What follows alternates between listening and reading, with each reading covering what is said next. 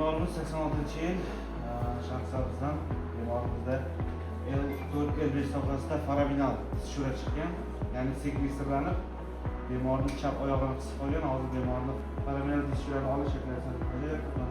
Tishura chiqib ketgan. Bemor umuman yura olmaydi. Qiynalib yuradi.